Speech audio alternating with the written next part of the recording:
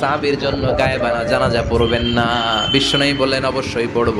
সাহাবীদের মধ্যে ঘোষণা দিলেন, ও সাহাবারা, তোমাদের ভাই মুআবিয়া ইবনে মুআবিয়া আল মুজানি কিছুক্ষণ আগে মদিনাতে ইন্তেকাল করেছে।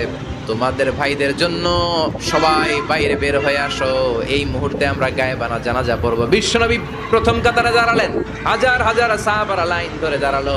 সাইয়েদনা জিব্রাইল 1,40,000 ফেরেশতা নিয়ে সাহাবাদের পেছনে দুইটা লাইনে দাঁড়িয়ে গেলেন। নামাজ শেষ।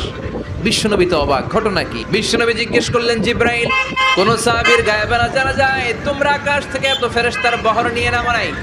কি এমন আমল করেছে আমার মুআবিয়া যার কারণে 1,40,000 ফেরেশতার বহর নিয়ে তোমরা দুনিয়াতে নেমে এসেছো?